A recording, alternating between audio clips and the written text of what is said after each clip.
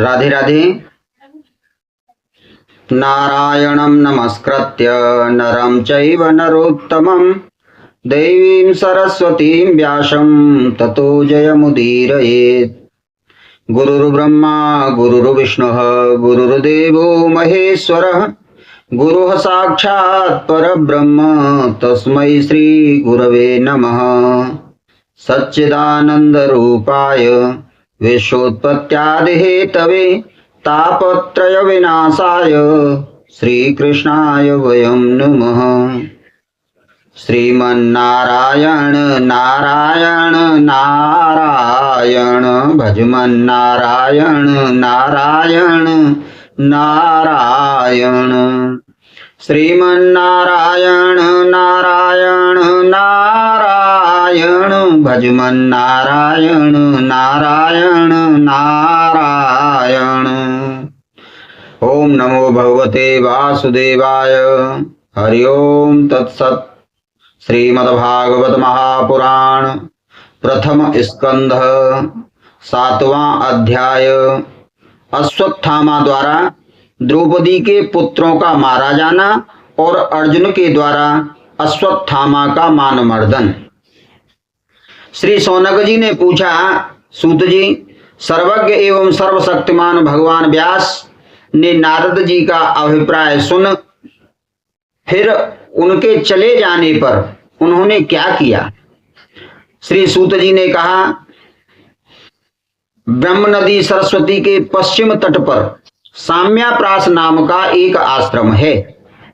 वहां ऋषियों के यज्ञ चलते ही रहते हैं। वहीं व्यास जी का अपना आश्रम है। उसके चारों ओर बेर का सुंदर वन है। उस आश्रम में बैठकर उन्होंने आचमन किया और स्वयं अपने मन को समाहित किया। उन्होंने भक्ति योग के द्वारा अपने मन को पूर्णतया एकाग्र और निर्मल करके आदि पुरुष परमात्मा और उनके आश्रय से रहने वाली माया को देखा। इसी माया से मोहित होकर यह जीव तीनों गुणों से अतीत होने पर भी अपने को त्रिगुणात्मक मान लेता है और इस मान्यता के कारण होने वाले अनर्थों को भोगता है। इन अनर्थों की शांति का साक्षात साधन है केवल भगवान का भक्ति योग। परंतु संसार के लोग इस बात को नहीं जानते। यही समझकर उन्होंने इस परमहंसों की संहिता श्रीमद् भागवत की रचना की। इसके श्रवण मात्र से पुरुषोत्तम भगवान श्री कृष्ण के प्रति परम प्रेममयी भक्ति हो जाती है, जिससे जीव के शोक मोह और भय नष्ट हो जाते हैं। उन्होंने इस भागवत संहिता का निर्माण और पुनरावृत्ति करके इसे अपने निवृत्ति परायण पुत्र श्री सुखदेव जी को पढ़ाया। श्री शौनक जी ने पूछा, श्री सुखदेव जी तो अत्यंत निवृत्ति परायण हैं, उन्हें किसी भी वस्तु की अपेक्षा नहीं है। वे सदा आत्मा में ही रमण करते रहते हैं। फिर उन्होंने किस लिए इस विशाल ग्रंथ का अध्ययन किया? श्री सूत जी ने कहा, जो लोग ज्ञानी हैं, जिनकी अविद्या की गांठ खुल गई है, जो सदा आत्मा में ही रमण करने वाले हैं, वे भी भगवान की हेतु रहित भक्ति किया करते हैं। उन्होंने भगवान के गुण ही ऐसे मधुर हैं जो सबको अपनी ओर खींच लेते हैं, ऐसा मान रखा है। फिर श्री सुखदेव जी तो भगवान के भक्तों के अत्यंत प्रिय एवं स्वयं भगवान वेद व्यास जी के पुत्र हैं। भगवान के गुणों ने उनके हृदय को अपनी ओर खींच लिया और उन्होंने उससे विवश होकर ही इस विशाल ग्रंथ का अध्ययन किया। शौनक जी, अब मैं राजर्षि परीक्षित के जन्म, कर्म और मोक्ष की तथा पांडवों के स्वर्गारोहण की कथा कहता हूं, क्योंकि इन्हीं से भगवान श्री कृष्ण की अनेकों कथाओं का उदय होता है। जिस समय महाभारत युद्ध में कौरव और पांडव दोनों पक्षों के बहुत से वीर वीर गति को प्राप्त हो चुके थे और भीमसेन की गदा के प्रहार से दुर्योधन की जांघ टूट चुकी थी। तब अश्वत्थामा ने अपने स्वामी दुर्योधन का प्रिय कार्य समझकर द्रौपदी के सोते हुए पुत्रों के सिर काटकर उसे भेंट किए। यह घटना दुर्योधन को भी अप्रिय लगी, क्योंकि ऐसे नीच कर्म की सभी निंदा करते हैं। उन बालकों की माता द्रौपदी अपने पुत्रों का निधन सुनकर अत्यंत दुखी हुई और दुखी होकर के उसकी आंखों में आंसू छलछला आए। वह रोने लगी। अर्जुन ने उसे सांत्वना देते हुए कहा, कल्याणी, मैं तुम्हारे आंसू तब पहुंचूंगा जब उस आतताई ब्राह्मण अधम का सिर गांडीव धनुष के बाणों से काटकर तुम्हें भेंट करूंगा और पुत्रों की अंत्येष्टि क्रिया के बाद तुम उस पर पैर रखकर स्नान करोगी। अर्जुन ने इन मीठी और विचित्र बातों से द्रौपदी को सांत्वना दी और अपने मित्र भगवान श्री कृष्ण की सलाह से उन्हें सारथी बनाकर कवच धारण कर और अपने भयानक गांडीव धनुष को लेकर वे रथ पर सवार हुए तथा गुरुपुत्र अश्वत्थामा के पीछे दौड़ पड़े। बच्चों की हत्या से अश्वत्थामा का भी मन उद्विग्न हो रहा था। जब उसने दूर से ही देखा कि अर्जुन मेरी ओर झपटे हुए आ रहे हैं, तब वह अपने प्राणों की रक्षा के लिए पृथ्वी पर जहां तक भाग सकता था रुद्र से भयभीत सूर्य की भांति भागता रहा। जब उसने देखा कि मेरे रथ के घोड़े थक गए हैं और मैं बिल्कुल अकेला हूं, तब उसने अपने को बचाने का एकमात्र साधन ब्रह्मास्त्र ही समझा। यद्यपि उसे ब्रह्मास्त्र को लौटाने की विधि मालूम न थी, फिर भी प्राण संकट देखकर उसने आचमन किया और ध्यानस्थ होकर ब्रह्मास्त्र का संधान किया। उस अस्त्र से सब दिशाओं में एक बड़ा प्रचंड फैल गया, प्रचंड तेज फैल गया। अर्जुन ने देखा कि अब तो मेरे प्राणों पर ही आ बनी है। तब उन्होंने श्री कृष्ण से प्रार्थना की। अर्जुन ने कहा, श्री कृष्ण, तुम सच्चिदानंद स्वरूप परमात्मा हो। तुम्हारी शक्ति अत्यंत है, अनंत है। तुम ही भक्तों को अभय देने वाले हो। जो संसार की धधकती हुई आग में जल रहे हैं, उन जीवों को उससे उबारने वाले एकमात्र तुम ही हो। तुम प्रकृति से परे रहने वाले आदि पुरुष साक्षात परमेश्वर हो। अपनी चित शक्ति, स्वरूप शक्ति से बहिरंग एवं त्रिगुणमयी माया को दूर भगाकर अपने अद्वितीय स्वरूप में स्थित हो। वही तुम अपने प्रभाव से माया मोहित जीवों के लिए धर्मादि रूप कल्याण का विधान करते हो। तुम्हारा यह अवतार पृथ्वी का भार हरण करने के लिए और तुम्हारे अनन्य प्रेमी भक्तों के निरंतर स्मरण ध्यान करने के लिए है। स्वयं प्रकाश स्वरूप श्री कृष्ण, यह भयंकर तेज सब ओर से मेरी ओर आ रहा है। यह क्या है, कहां से क्यों आ रहा है, इसका मुझे बिल्कुल भी पता नहीं है। भगवान ने कहा, अर्जुन, यह अश्वत्थामा का चलाया हुआ ब्रह्मास्त्र है। यह बात समझ लो कि प्राण संकट उपस्थित होने से उसने इसका प्रयोग तो कर दिया है, परंतु वह इस अस्त्र को लौटाना नहीं जानता। किसी भी दूसरे अस्त्र से इसे दबाया नहीं जा सकता। किसी भी अस्त्र में इसको दबाने की शक्ति नहीं है। तुम शास्त्रास्त्र विद्या को भली भांति जानते हो। भगवान श्री कृष्ण बोले कि हे अर्जुन, तुम शस्त्रास्त्र विद्या को भली भांति जानते हो। ब्रह्मास्त्र के तेज से ही इस ब्रह्मास्त्र की प्रचंड आग को बुझा दो। सूत जी कहते हैं, अर्जुन विपक्षी वीरों को मारने में बड़े प्रवीण थे। भगवान की बात सुनकर उन्होंने आचमन किया और भगवान की परिक्रमा करके ब्रह्मास्त्र के निवारण के लिए ब्रह्मास्त्र का ही संधान किया। बाणों से वेष्टित उन दोनों ब्रह्मास्त्रों के तेज प्रलयकालीन सूर्य एवं अग्नि के समान आपस में टकराकर सारे आकाश और दिशाओं में फैल गए और बढ़ने लगे। तीनों लोगों को जलाने वाली उन दोनों अस्त्रों की बढ़ी हुई लपटों से प्रजा जलने लगी और उसे देखकर सबने यही समझा कि यह प्रलय काल की सांवर्तक अग्नि है।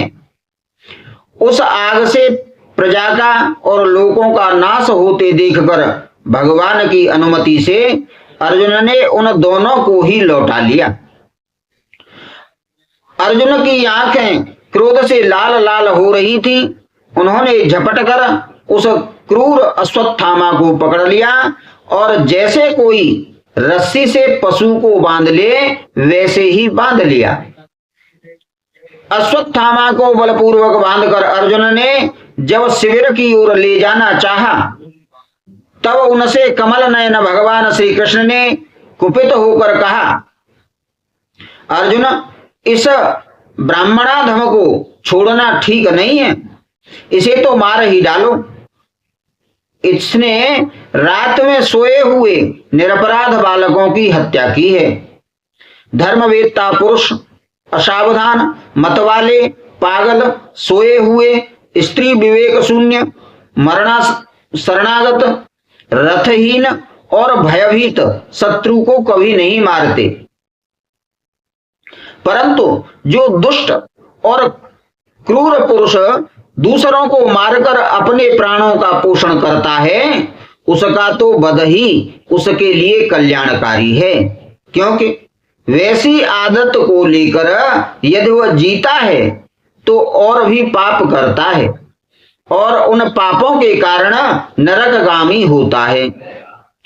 फिर मेरे सामने ही तुमने द्रौपदी से प्रतिज्ञा की थी कि मानवती, जिसने तुम्हारे पुत्रों का वध किया है उसका सिर में उतार लाऊंगा। इस पापी कुलांगार आतताई ने तुम्हारे पुत्रों का वध किया है और अपने स्वामी दुर्योधन को भी दुख पहुंचाया है, इसलिए अर्जुन इसे मार ही डालो। भगवान श्री कृष्ण ने अर्जुन को धर्म की परीक्षा लेने के लिए इस प्रकार घोषणा की, इस प्रकार प्रेरणा की, परंतु अर्जुन का हृदय महान था। यद्यपि अश्वत्थामा ने उनके पुत्रों की हत्या ही की थी, फिर भी अर्जुन के मन में गुरु पुत्र को मारने की इच्छा नहीं हुई। इसके बाद अपने मित्र और सारथी श्री कृष्ण के साथ वे अपने युद्ध शिविर में पहुंचे।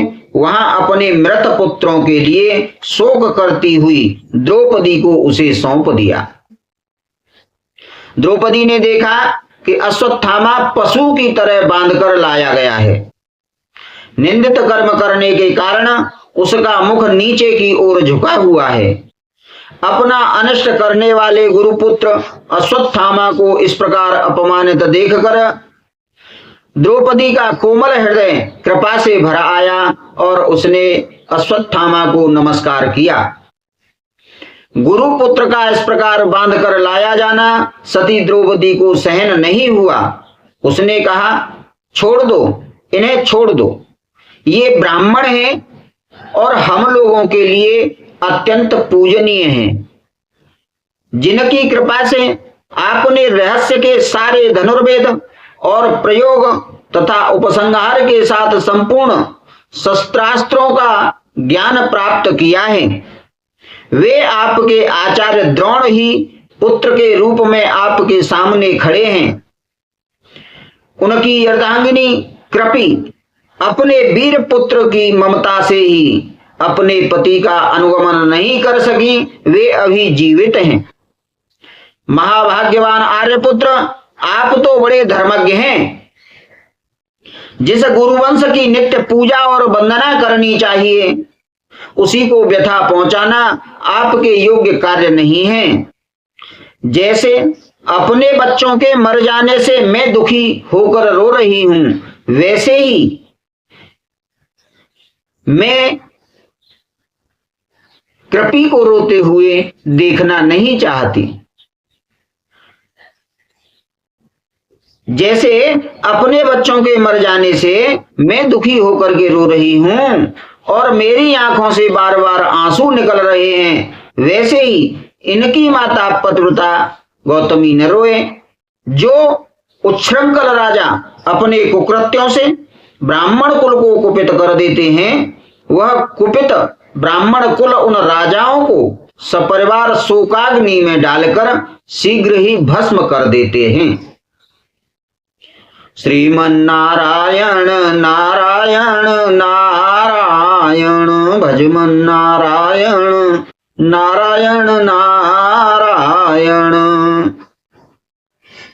सूत जी ने कहा, शौनकादि ऋषियों, द्रौपदी की बात धर्म और न्याय के अनुकूल थी। उसमें कपट नहीं था, करुणा और समता थी। अतएव राजा युधिष्ठिर ने रानी के इन हित भरे श्रेष्ठ वचनों का अभिनंदन किया। साथ ही नकुल, सहदेव, सात्यकी, अर्जुन, स्वयं भगवान श्री कृष्ण और वहां पर उपस्थित सभी नर नारियों ने द्रौपदी की बात का समर्थन किया। उस समय क्रोधित होकर भीमसेन ने कहा, जिसने सोते हुए बच्चों को न अपने लिए और न अपने स्वामी के लिए बल्कि व्यर्थ ही मार डाला, उसका तो वध ही उत्तम है। भगवान श्री कृष्ण ने द्रौपदी और भीमसेन की बात सुनकर अर्जुन की ओर देखकर कुछ हंसते हुए कहा। भगवान श्री कृष्ण बोले, ब्रह्म बंधुर्न हंतव्य आतताई वदारण मय्यवो भयमाम्नातम परिपाह्य अनुशासनम। पतित ब्राह्मण का भी वध नहीं करना चाहिए और आतताई को मार ही डालना चाहिए। शास्त्रों में मैंने ये दोनों ही बातें कही हैं, इसलिए मेरी दोनों आज्ञाओं का पालन करो। तुमने द्रौपदी को सांत्वना देते समय जो प्रतिज्ञा की थी उसे भी सत्य करो। साथ ही भीमसेन, द्रौपदी और मुझे जो प्रिय हो वह भी करो। सूत जी कहते हैं, अर्जुन भगवान के हृदय की बात तुरंत ताड़ गए और उन्होंने अपनी तलवार से अश्वत्थामा के सिर में जो मणि लगी हुई थी उसके बालों के साथ उतार लिया। बालकों की हत्या करने से वह श्रीहीन तो पहले ही हो गया था, अब मणि और ब्रह्म तेज से भी रहित हो गया। इसके बाद उन्होंने रस्सी का बंधन खोलकर उसे शिविर से निकाल दिया। मूड़ देना, धन छीन लेना और स्थान से बाहर निकाल देना, यही ब्राह्मणाधमों का वध है। जो नीच ब्राह्मण हैं, अधम ब्राह्मण हैं, उनका अपमान कर देना ही उनका वध है। पुत्रों की मृत्यु से द्रौपदी और पांडव सभी शोकातुर हो रहे थे। अब उन्होंने अपने मरे हुए भाई बंधुओं की दाहाद अंत्येष्टि क्रिया की। हरे राम राम राम हरे हरे, हरे कृष्ण कृष्ण कृष्ण हरे हरे, हरे राम राम राम हरे हरे, हरे कृष्ण कृष्ण कृष्ण हरे हरे। इति श्रीमद्भागवते महापुराणे पारमहंस्यां संहितायां प्रथम स्कंधे द्रोण निग्रहो नाम सप्तमोऽध्यायः। हरि ओम तत्सत्।